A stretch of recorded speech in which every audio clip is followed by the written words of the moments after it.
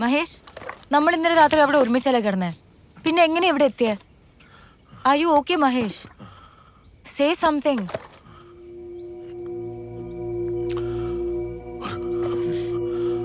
ഒരു ലോറി ഇന്നലെ രാത്രി ഒരു ലോറിയെ അടിച്ചിട്ടു. ലോറിയോ? ഇവിടെയോ?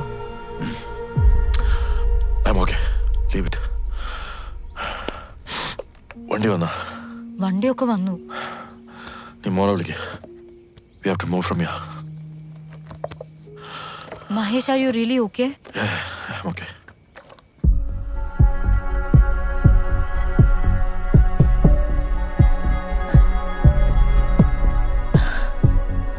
Shweta, what happened? എന്താ സംഭവിച്ചത്? എനിക്ക് ക്ലിയർ ആയിട്ടൊന്നും മനസ്സിലാവുന്നില്ല മാം. ഇന്ന് രാവിലെ തൊട്ട് മഹേഷിനെ കാണുന്നുണ്ടായില്ല.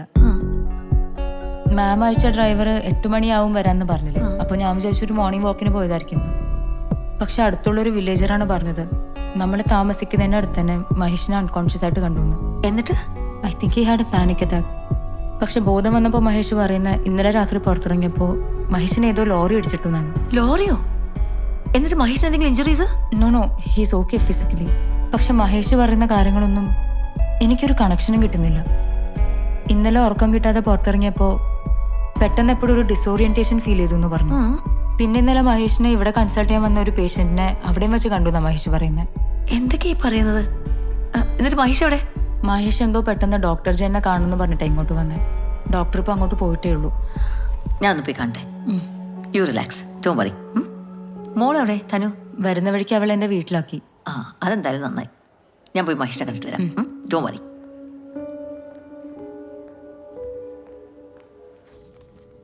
ആ എത്തിയാ? എന്തായി? വണ്ടിയൊക്കെ ശരിയായോ? യാ ഡോക്ടർ ഒരു ഇമ്പോർട്ടന്റ് കാര്യം ചോദിക്കാനുണ്ടായിരുന്നു. എന്ത് പറ്റി ഡോക്ടർ? ഡേ ബിഫോർ യെസ്റ്റർഡേ ഡോക്ടറിനെ കാണാൻ എൻ്റെ കൺസൾട്ടേഷൻ റൂമിൽ വന്നില്ലേ? OT4 വേക്കൻ്റ് ആണെന്ന് പറയാൻ. ഡോക്ടർ രമേഷിന്റെ ലീവിന്റെ കാര്യം പറയാൻ. എക്സാക്ട്ലി. അത് പറയാൻ ഡോക്ടറിന്റെ റൂമിലേക്ക് കയറുമ്പോൾ ഒരു പേഷ്യന്റ് എന്നെ കൺസൾട്ട് ചെയ്തിട്ട് ഇറങ്ങുന്നുണ്ടായിരുന്നു. I don't remember his name. Maybe in his late 70s with a long beard. Do you remember? ഞാൻ അങ്ങനെ ഒരാളെ കണ്ടതായിട്ട് ഓർക്കുന്നില്ല. അതുപോലെ ഞാൻ റൂമിൽ വന്നപ്പോൾ you are sleeping in your chair. What? ഡോക്ടറെ, ഡോക്ടർ. ശരി ഡോക്ടർ. അല്ല ഡോക്ടറെ, അങ്ങനെ ഒരു പേഷ്യന്റിന് ഇൻഫർമേഷൻ വേണമെങ്കിൽ രജിസ്ട്രേഷൻ ഡെസ്ക് ചോദിച്ചാൽ പോരെ? അങ്ങനെ ഒരു രജിസ്ട്രേഷൻ റെക്കോർഡ്സിലില്ല. Anyways, thank U.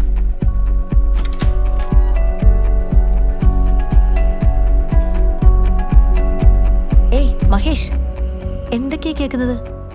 ആളെ പേടിപ്പിക്കുകയാണോ? I don't no what to tell you doctor. പറഞ്ഞാലും അതിനൊക്കെ പ്രോപ്പറായിട്ടൊരു എക്സ്പ്ലനേഷൻ തരാൻ പറ്റുമെന്ന് എനിക്ക് തോന്നുന്നില്ല. Something is happening to me.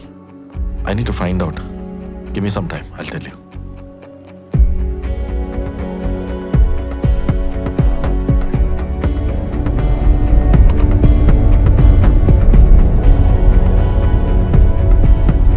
Listen Mahesh, എനിക്ക് വല്ലാണ്ട് പേടിയാവുന്നുണ്ട്. I have never seen you this nervous. ഇത്രയും സ്ട്രേഞ്ച് ആയിട്ടുള്ള എക്സ്പീരിയൻസ് എൻ്റെ ലൈഫിൽ ഇതുവരെ ഉണ്ടായിട്ടില്ല Shweta. And you know about it. ഇതിൽ എന്താ ഇപ്പോൾ സ്ട്രേഞ്ച് ആയിട്ടുള്ളത്? I just think you had a panic attack and your mind is not ready to accept it. So probably your mind is creating some stories about it. അങ്ങനെ മനസ്സ് കഥ കെട്ടിച്ചമക്കാൻ തുടങ്ങിയാൽ അതിന്റെ പേരാണ് mental illness. Listen Mahesh, just don't take this too far, okay? KLW097 ഇതാണ് എൻ്റെ ഓർമ്മയിൽ എന്നെ ഇടിച്ചിട്ട ലോറിയുടെ നമ്പർ. അതും കൂടെ ഫേക്ക് ആണെന്ന് തെളിഞ്ഞാൽ I will accept your view Shweta. My mind might be creating some stories.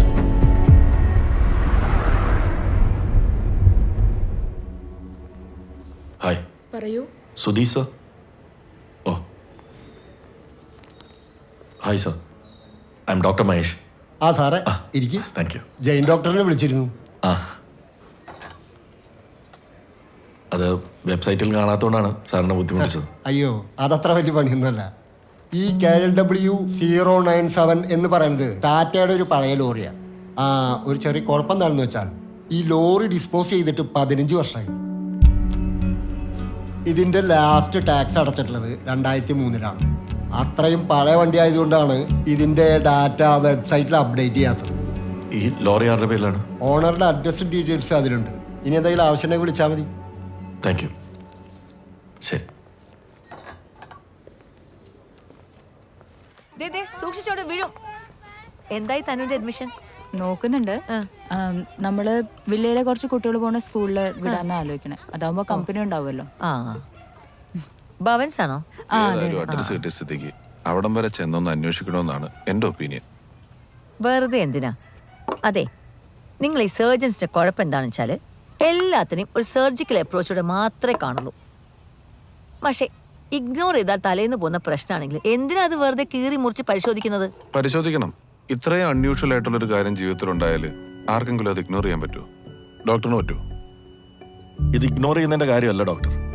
The fact is, എന്നെ തട്ടിയെന്ന് പറയുന്ന ഈ ലോറിയുടെ നമ്പർ ശരിയാവുന്നത് വരെ ഞാൻ മാനിപ്പുലേറ്റ് ചെയ്ത ഒരു ഫാന്റസി സ്റ്റോറി ആയിട്ടാണ് നിങ്ങൾ എല്ലാവരും ഇതിനെ കണ്ടിട്ടുള്ളത്. ശ്വേത അത് എന്നോട് തുറന്നു പറയുകയും ചെയ്തതാ. അയ്യോ, അത് ഞാൻ ആ സെൻസിലല്ല അത് പറഞ്ഞത്. വിടും. 15 വർഷം മുമ്പ് പൊളിച്ച ലോറി ഇന്നലെ വന്ന് തട്ടിന്നുള്ളതിന്റെ ഫാന്റസി പാട്ട് നമുക്ക് വിടാം. അത് ആരെങ്കിലും ആ നമ്പർ വെച്ച് ഫേക്ക് ചെയ്താണെങ്കിലോ? ആവാം. പക്ഷെ അതൊക്കെ അറിയണമെങ്കിൽ ആ ലോറി ഡ്രൈവറെ ഒന്ന് നേരിട്ട് ചെന്ന് കാണണം. ഡോക്ടർ നാളെ ഒന്ന് അയാളെ ചെന്ന് കാണും. എന്നിട്ട് നടന്ന കാര്യങ്ങളൊക്കെ ഒന്ന് പറ. അയാളുടെ എക്സ്പ്ലനേഷൻ ഒന്ന് കേക്ക്. എന്നിട്ട് തീരുമാനിച്ചാൽ പോരെ ഇഗ്നോർ ചെയ്യണോ വേണ്ടയോ എന്നൊക്കെ.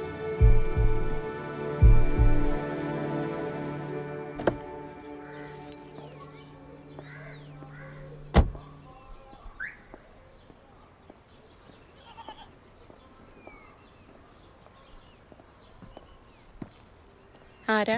ആന്റണി ചേട്ടൻ. ഞാൻ വിളിക്കാം. ഓ,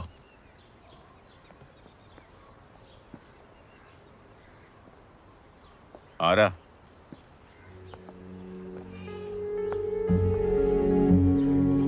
നമ്മൾ തമ്മിൽ അറിയില്ല. ഞാനൊരു കാര്യം അറിയാൻ വേണ്ടി വന്നതാണ്. ഈ KLW 097 ചേട്ടന്റെ ലോറിയില്ലേ? ആയിരുന്നു. അതിനിപ്പോ ആ ലോറി ഇല്ലല്ലോ. അതറിയാം. ആ വണ്ടി ചേട്ടൻ്റെ ഉണ്ടായിരുന്നപ്പോൾ പറ്റിയൊരു അപകടത്തെ പറ്റിയാണ് എനിക്കറിയേണ്ടത്. നിങ്ങൾ പറഞ്ഞ ആ ലോറി പൊളിച്ചിട്ട് തന്നെ ഇപ്പോൾ ഒരുപാട് കൊല്ലായി. അല്ല, ആ വണ്ടി എൻ്റെ കയ്യിലുണ്ടായിരുന്ന പെടുന്ന ആക്സിഡന്റിനെ പറ്റി ഇപ്പം എന്തിനാ ചോദിക്കുന്നത്? ചേട്ടാ, ആ വണ്ടി ഉണ്ടാക്കിയ എല്ലാ അപകടങ്ങളെക്കുറിച്ചൊന്നും എനിക്കറിയണ്ട. എനിക്കൊരൊറ്റ കാര്യം അറിഞ്ഞാൽ മതി. മറയൂർ കാന്തല്ലൂർ റൂട്ടിൽ വെച്ച് എവിടെയെങ്കിലും രാത്രി ആ വണ്ടി ഒരാളെ ഇടിച്ചിട്ടുണ്ടോ?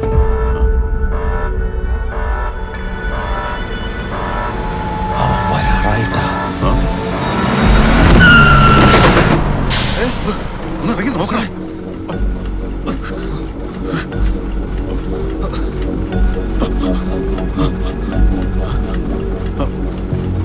ഇവിടെയൊന്നും കാണാനില്ല. തട്ടിയതാടാ. നീ കണ്ടില്ലേ? ഞാൻ കണ്ടതാ, എന്തോ തട്ടി.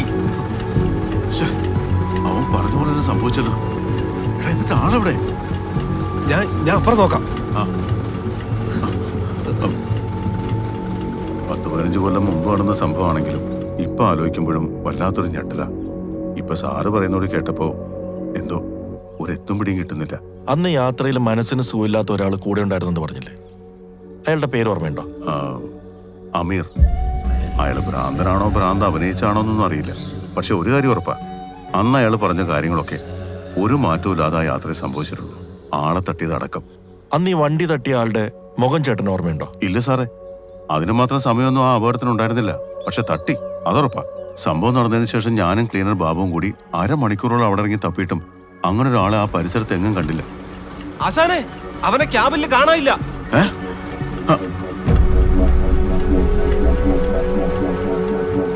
ഈ അമീറിനെ പറ്റി ചേട്ടന് വേറെ എന്തെങ്കിലും ഓർത്തെടുക്കാൻ കഴിയുന്നുണ്ടോ? അയാൾ വളരെ കുറച്ച് മാത്രമേ അന്ന് സംസാരിച്ചിട്ടുള്ളൂ. അന്ന് അയാൾ ഏതോ കൊച്ചു ത്രേസ്യ ടീച്ചറിന്റെ ക്ലാസ്സിൽ വെച്ചാണ് ഓർമ്മ നഷ്ടപ്പെട്ടെന്ന കാര്യം പറഞ്ഞിരുന്നു. ശരി ഏട്ടാ. ഓ, താങ്ക് യു. വരട്ടെ. സാറേ, അയാൾ അടുത്തുണ്ടെങ്കിലേ അവിടെ ഒച്ചു വരാറുണ്ട്. ഒച്ചോ? അതെ സാറേ. ഓക്കെ.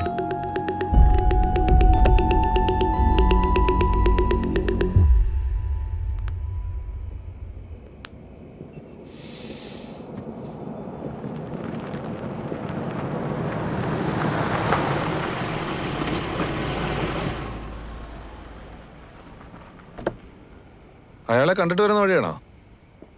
അല്ല, ഞാൻ വീട്ടിൽ കയറിയിട്ടാണ് വരുന്നത്. അയാളെ കണ്ടിട്ട് ഒരു എക്സ്പ്ലനേഷൻ ഞാൻ പ്രതീക്ഷിച്ചത് ഹൊറർ മൂഡാണ്. ഇതിപ്പോ ഹോളിവുഡ് പടം പോലെ ടൈം ട്രാവൽ ആക്കി കളഞ്ഞില്ലേ? ഹൊററായിരുന്നു, വല്ല മന്ത്രവാദിയും പോയി കാണായിരുന്നു. ഇതിപ്പോ എന്ത് ചെയ്യുമെന്നാ കൺഫ്യൂഷൻ. ഞാൻ ആക്ച്വലി ഡോക്ടറെ കാണണമെന്ന് പറഞ്ഞത് അങ്ങനെ ഒരു റെഫറൻസ് തരാനാണ്. ഒരു റിയൽ ലൈഫ് സംഭവം.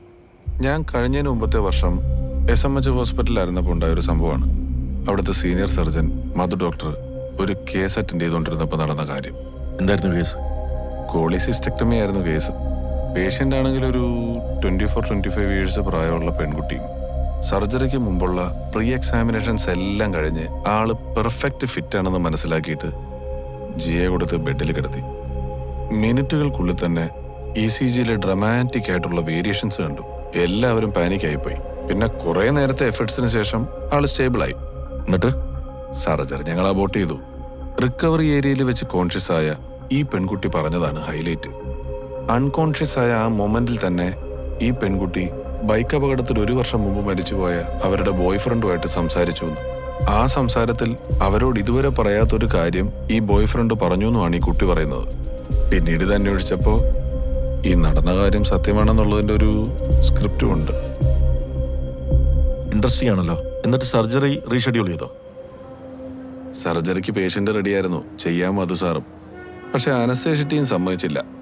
പിന്നെ അവര് വേറെ എവിടെ പോയി ചെയ്തു എന്നാണ് കേട്ടത്. ഈ സംഭവം നമ്മുടെ ENTയിലെ വിനയകുമാർ സാർ ഒരു ആർട്ടിക്കിളായിട്ട് എഴുതി പബ്ലിഷ് ചെയ്തു. ഈ ആർട്ടിക്കിൾ വായിച്ചിട്ട് ഒരാൾ മധു സാറിൻ്റെയും അന്നത്തെ അനസ്തേഷ്യ ടീമിൻ്റെ അപ്പോയിൻമെൻറ്റ് വെച്ച് വിളിച്ചിട്ടുണ്ടായിരുന്നു. ആളൊരു നോൺ മെഡിക്കൽ പേഴ്സൺ ആയതുകൊണ്ട് മധു സാർ ആദ്യം ഒന്നും അത്ര എൻ്റർടൈൻ ചെയ്തില്ല. പിന്നീട് ഒരിക്കൽ IMA ഹാളിലൊരു ഫംഗ്ഷന് പോയപ്പം ഈ കക്ഷി അവിടെ വന്നിട്ടുണ്ടായിരുന്നു. വന്നതല്ലേന്നോർത്തൊരു ഹാഫ് മൈൻഡിൽ ഞങ്ങൾ സംസാരിച്ചു തുടങ്ങി. സംസാരിച്ച് തുടങ്ങിയിട്ട് പിന്നെ ഒരു 1.5 മണിക്കൂറോളം ഞങ്ങൾ സംസാരിച്ചു. ഞങ്ങൾക്ക് അയാളെ പറ്റിയിട്ടുള്ള ആറ്റിറ്റ്യൂഡൊക്കെ മാറി. ആൾ ഇന്റലക്ച്വലാ. ഇപ്പോഴും ഞങ്ങളുമായിട്ട് കോണ്ടാക്റ്റൊക്കെ ഉണ്ട്. എന്താണ് അയാളുടെ ഐഡന്റിറ്റി? ആളൊരു ആംഗ്ലോ ഇന്ത്യനാ. ജോൺ മാസ്റ്റർ എന്നാണ് പേര്. എനിക്കെന്തോ ഡോക്ടർ അയാളെ ചെന്ന് കണ്ട ഇപ്പോൾ ഉള്ള കൺഫ്യൂഷൻസ് ഒക്കെ തീരും തോന്നുന്നു. ആളൊരു മന്ത്രവാദിയോ സൈക്കോളജിസ്റ്റോ ഒന്നും അല്ല കേട്ടോ. ഇങ്ങനത്തെ സംഭവങ്ങളുടെ ഒരു വലിയ ഡാറ്റാബേസ് ഉണ്ട് പുള്ളിയുടെ കയ്യിൽ. I think he can relate it somewhere. നിങ്ങൾ ഇത്ര കാര്യമായിട്ട് പറഞ്ഞ സ്ഥിതിക്ക് ആ കൺസൾട്ടേഷൻ ഇവിടെ ചെയ്തേക്കാം. ഓ, എന്തായാലും കാര്യങ്ങളൊന്ന് ക്ലിയർ ആവുന്നവരെ ഞാനിതാരോടും ഡിസ്കസ് ചെയ്യുന്നില്ല. Not even to Shabnam. ഞാൻ എന്തായാലും നാളെ ജോൺ മാർഷൽ ഒന്ന് വിളിച്ച് ബ്രീഫ് ചെയ്ത് വെച്ചേക്കാം. ഡോക്ടർ ഡ്യൂട്ടി കഴിഞ്ഞ് പോകുന്ന സമയത്ത് പുള്ളിക്കാരൻ എന്തെന്ന് കണ്ടോ? ഓക്കെ. ഞാൻ 2 കൂടെ അടിച്ചിട്ട് വന്നോളാം. കഴിക്കുന്നില്ലല്ലോ? ഇല്ല, ഡ്രൈവ് വേണം. വേണ്ട. Okay, bye. Thank U.